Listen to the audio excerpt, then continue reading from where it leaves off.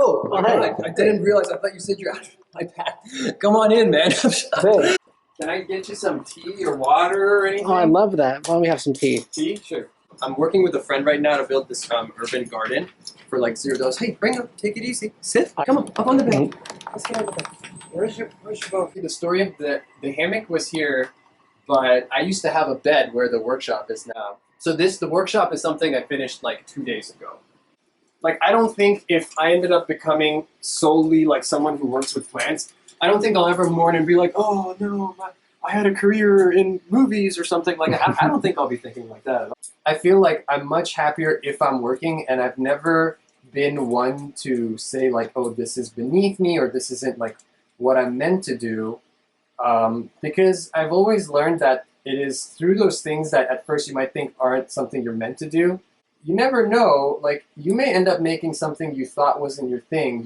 You might find a way of like, wow, that's actually, I totally find myself in this. And we have a lot more to ourselves than we know, but it just takes like diving into a new thing and seeing what part of ourselves comes out in the process. I feel like also with a year like this, it would be a shame to not take advantage of. While it's a curse, the blessing in it for a lot of people can be the fact that in a culture like America, things never stop, and you never have time to stop and process your life. So I'm just gonna get this a little soaking here. Above my head.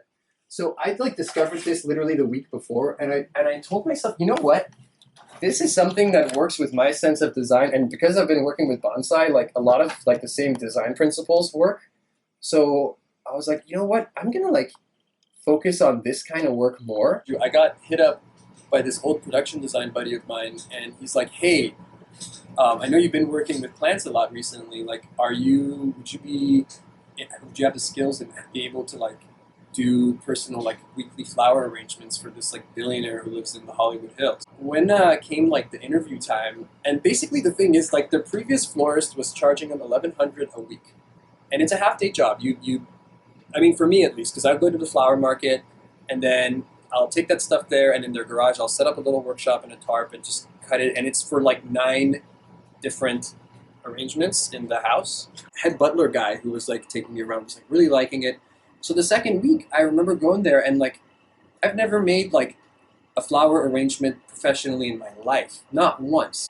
So I watched a bunch of videos the night before, but I remember being there on that first day, the guy just being super impressed, and I would just like on the spot was like, okay, here we go. Let's figure out how this works. Like I thought of like how when you go to like a fancy restaurant and they'll like put like half a duck liver and then just like coat it in all these like different sauces, and that's like your $50 dish or something like that. It's like, why don't you do that? So I ended up only like using maybe like 20% of the stuff I brought, and the stuff that ended up actually like being a hit was like all the random cuttings I'd made. So like I made like just like I would twist these like junipers, or like just like throw one flower poking out, and then like these like curly willows that would like stick down from them, and they became way more minimal. And then I left thinking, you know, I got like this panic attack on my way home. I was like, dude, you should have just cut a bunch of flowers and put them in the vase and just walked away. That would have been totally cool, and that would have been way more acceptable. But I'm glad I stuck to my guns because I got some really good feedback. He's like, so wait, oh, those are really nice flowers, and what are those? And in that moment, I had no idea what the name of the flower was. And I remember being like, oh, you know what? It's a pom-pom. I guess my advice to anyone trying to find work right now is, you know, and I don't mean this in a negative way, but believe in yourself as a con artist.